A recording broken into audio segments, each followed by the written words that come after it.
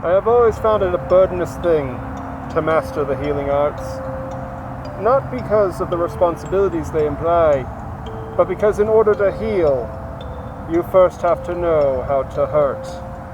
That is what our story is about tonight. It is a tale known as Indio's Asylum.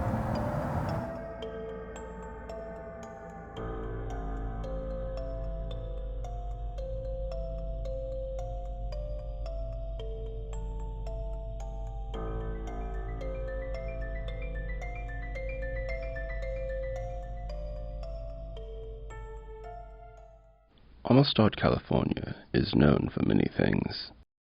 A dark and bloody history dating back to the 1850s, crime, political corruption, all of which is to say nothing of the strange stories whispered about by the drug-addled people huddled in the alleyways around burning trash cans or curled up in the gutter. Stories of things only a broken mind could understand. Tragically, there were many people like them, hardly able to grasp the reality around them. Of course, if one were to ask them, they would claim they have the opposite problem, understanding all too clearly just what kind of reality they inhabit. Most caved under the mental strain, but there were some few who wanted to return to a state of normality. Those people would seek help at the Amistad Mental Health Facility. The poor damned fools. Like everything else in the city, a questionable history loomed over the building, none more so than Dr. Howard Phelps Indio. Psychiatrist by trade, he was the administrator of the hospital. In spite of his young age, none dared to say anything out loud, of course. He was all too well aware of the conspiracies people whispered about him, his connections to various political figures, wealthy families, that sort. They never bothered him, though. People always try to look down their nose at those who actually achieve things with their life. The lazy and the unmotivated would find any reason to justify their own lack of success. Besides, it wasn't like any of them would actually turn down the resources his questionable contacts offered. More to the point, those whiners had no idea how much his success burdened him. Case in point, he stood in the doorway of his office, watching two nurses struggling with some unwashed fool screaming about dreams. The rest of the staff were all scared to death, but Dr. Indio just rolled his eyes. All this did was remind him it must be Tuesday. The lunatic was finally starting to wear himself out. Indio took a step back, knowing what was about to happen, and sure enough, he started spitting. Howard sighed. Every single time, just like clockwork. First they scream, then they struggle. Finally they spit when they feel their strength leaving their limbs. It was all so tiring. He told the nurse to secure him in a room and assign a doctor to him. Nothing out of the ordinary at all. Until Howard saw something on the ground. He was sure he had detected some kind of movement. At first he thought it could have been a mouse or a bug. He almost cursed how inconvenient a vermin would be, but it wasn't moving anymore. No one else seemed to notice it. They were all distracted by the whimpering, sobbing fool as the nurses dragged him away. But there it was, a small black lump on the ground. He grabbed a tissue off of his desk and quickly scooped it up. He wasn't sure why, but this odd thing fascinated him. It was a small, black lump of matter, almost like oil, but not quite. He could hear his heart beating in his ear, and for some reason he couldn't at the time explain. He felt the need to study it. So he ducked back into his office, closed the door, and sat at his desk. The next day he assigned himself to talk to that man who had come in just before the lump appeared. The man claimed he couldn't sleep, not because of a physical inability, but because he was afraid to. He said that if he were to sleep, it would be there. The man rambled about monstrous things that invade sleep after he'd started hitting some of the new drugs being spread on the streets. Howard asked if this drug was an odd black goo, and the man broke down into tears. In between sobbing, the man begged for the blackness to be kept away. He rambled on and on about it, how it was more and less than it seemed. He cried about a king with a broken crown, a bored god, a throng of nightmares that frolic around it, claiming it was only a dream, because that's what it was. That's what it held court. After this episode, Howard ordered that the man be given sleeping pills. He, of course, didn't want to take them, and had to be physically forced. Howard observed the man once he finally passed out, and it wasn't long before he began to toss and turn in bed, gasping and snarling, seeming to try and get out of his restraints even while unconscious. One nurse told Howard they needed to wake him. Whatever dream he was having was causing an erratic heartbeat. They were afraid he would not be able to survive. Howard made a mental note to have the idiot fired, but in the moment told them to just shut up and not interfere. Then, for all the panic and thrashing, the man suddenly went limp. Unfortunately, his heart did indeed give out, and he died. While the nurses rushed to try and help him, Dr. Indio watched and smiled, seeing more of that strange black substance leaking out from the man. He calmly walked in and scraped a sample of it while the nurses fussed over the corpse. He felt a bit of annoyance at them, as if they'd never seen a man die before. Besides, this man was already dead when he walked into the hospital. His body was so drugged, he just didn't realize it at the time. Howard left the nurses to their pointless attempts to revive the man and returned to his office. He set his new sample beside the one he had gotten the day before. It was the same thing, a thick black slime that shook ever so slightly. It was almost hypnotic how the stuff jiggled, when suddenly the two lumps twitched and moved towards each other. Howard almost fell out of his chair. This stuff couldn't have moved like that. But he saw it with his own eyes. He decided he would need a second opinion on the material, even though he was loath to include anyone else in his discovery. The next day he contacted Dr. Aaron Brett, a professor from the College of Amistad, specializing in microbiology. He told her as little as he could about it, but did allow her to view the slime underneath a microscope. She was amazed by it, saying she'd never seen such a cellular structure before. Whatever it was like nothing else on Earth. With it, they could redefine biology itself. That word made a chill run through Howard. They? Who was this they? This was his discovery, his sample. He simply asked for her opinion, and now she thought she was an equal? Howard looked down at a syringe laying on the table. He wasn't sure at the time how he got the idea, but he had it just the same. While Aaron was still looking at the microscope, Howard took the second sample and siphoned it into the needle.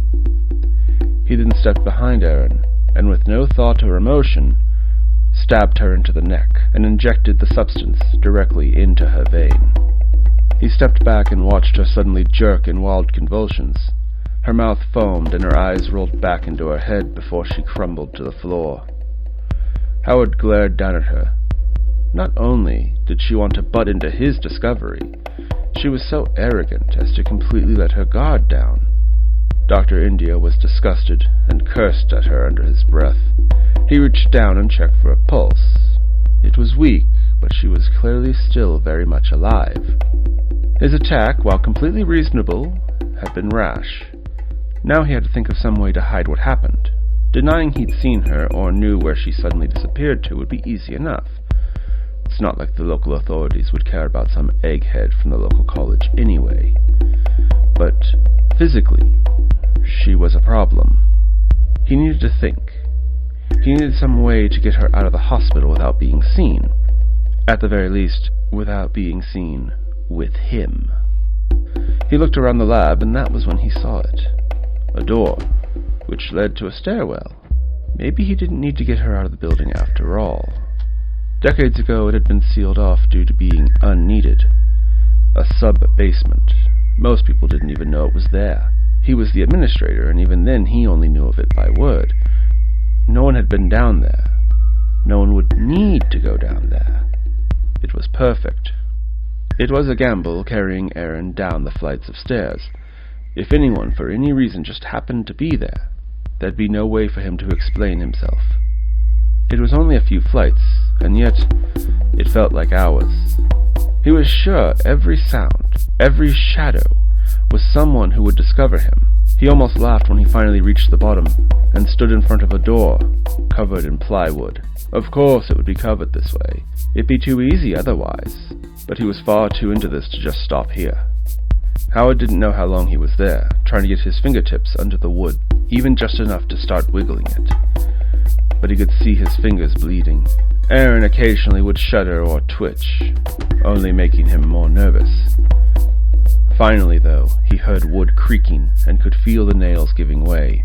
He felt an odd sense of pride, but it was tarnished by seeing so much of his own blood oozing from his fingertips and smeared on the wood. The world really was just out to spite him today. He pushed against the door and felt resistance, and thumped his head against it.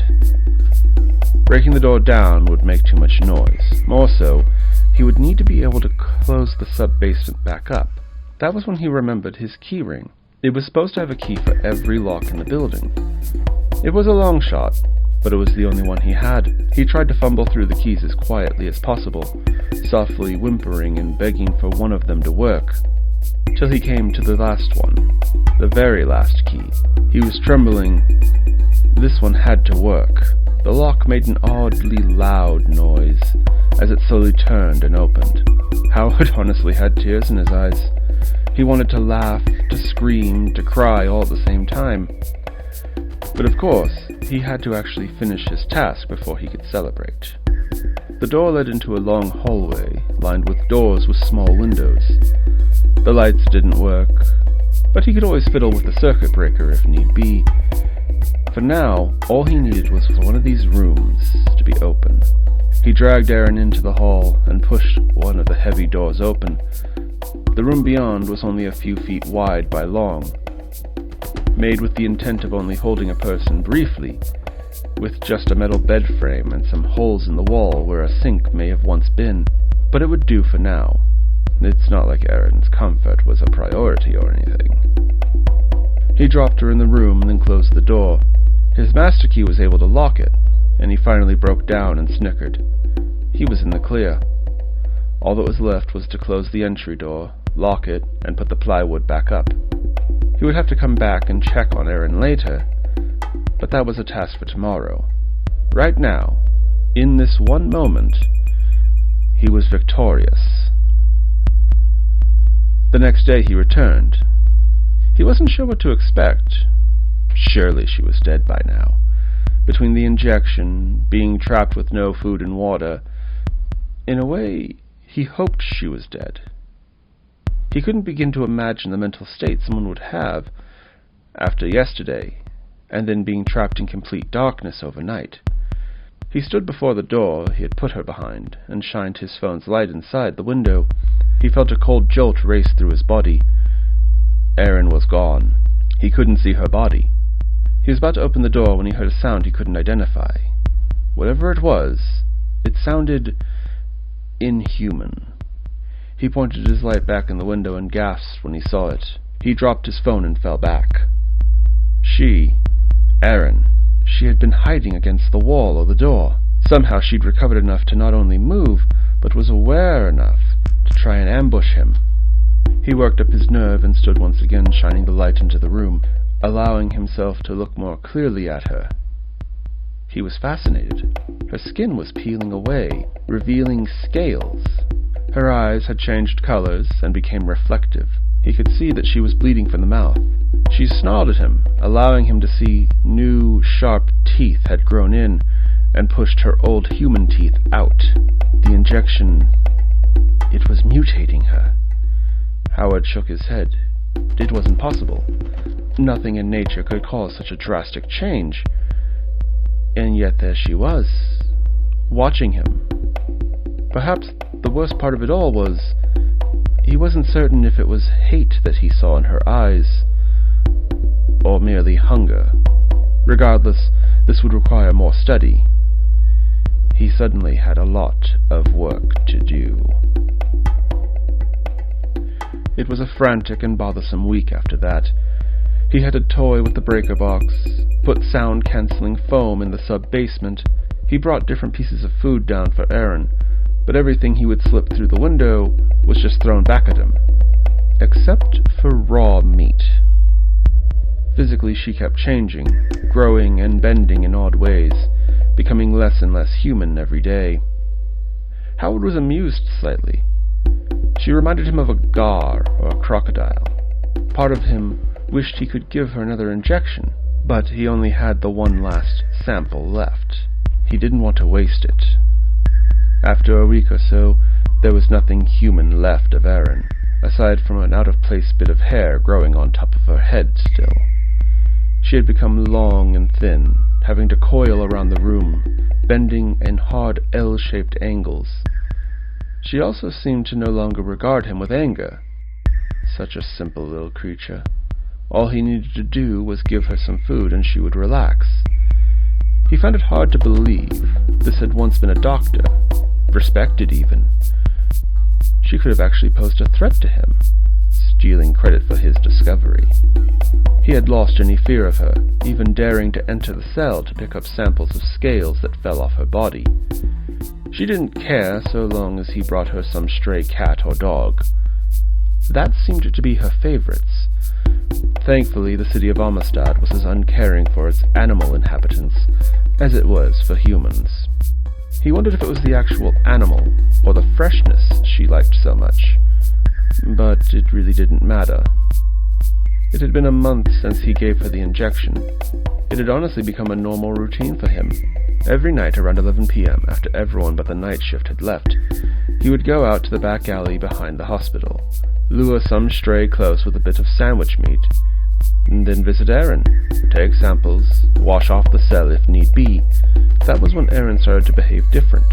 In spite of how she would always bend in some odd way, she took an odd interest in curvature, such as Howard's glasses. He experimented with this. Anything round would hold her fascination even more than food. Finally, she took to making strange circular patterns in her cell with her shedded scales, gore left over from her food, and even her own waste. She would get upset and hiss at Howard if he tried to clean the cell anymore. Finally, he came to understand her fixation. He was at his desk. It had been a long day. He felt himself nodding off, till he closed his eyes. But when he opened them again, he was no longer in his office. He was standing in a field of grass. Colorful, giggling clouds drifted across the sky, while trees softly swayed even without a breeze. Everything was so colorful and bright, warm and comforting. He heard splashing and ran up a hill. Once at the top, he looked down and saw Erin splashing playfully in a creek. She seemed so happy. Howard felt a pang of guilt. She never seemed like this in her cell. For the first time, he wondered if, unintentionally of course, he was hurting her. Maybe he should let her go from the sub-basement. Maybe it was time to stop his research. Suddenly, Erin stopped playing and looked up at Howard. She bowed her head, and Howard felt something touch his back. He didn't dare turn around. A strange fear had seized him. He couldn't see it, but he knew something huge was behind him, watching him, assessing him. He muttered a weak promise that he meant no harm, and heard the thing snicker. It spoke to him, with a voice like breaking glass, asking his name and other random details about his life. After some dozen questions, Howard took a deep breath and forced himself to turn around. He screamed, seeing it. A towering shape of darkness, placed atop a stone throne with a mass of gore in front of it. But more than that, he saw everything. He saw stars burning in and out of existence. He saw mountains and oceans rising and falling. For 1 second, he saw the truth of reality. The great spiraling black sun that beats like a heart at the center of it all. He felt so small and ignorant, and suddenly woke at his desk crying.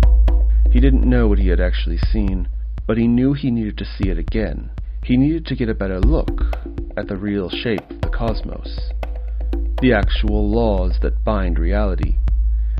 They were there to be learned. This thing, this great dream, he needed it again. He laughed when he finally understood. It all made sense. This all started with a lunatic who wouldn't want to sleep. The fool couldn't handle the truth. Howard could, though. He felt bad for it in a way. That incredible dream, all the knowledge in the universe. How profoundly boring it must all be. It had been drawn to this place. These people's madness must fascinate it. Howard knew exactly what he needed to do. So deep in the darkness of that sub-basement he worked, gathering people who would not be missed in a city that wouldn't miss anyone, carefully twisting each of them in different ways. The hall, with its many rooms, became not a temple, but a theater, with dozens of different flavors of madness and fear. Oh, but to entertain, to be seen, and to be blessed, to be favored. Oh, what happy joy, what glorious insights there are, for the plaything of a bored god.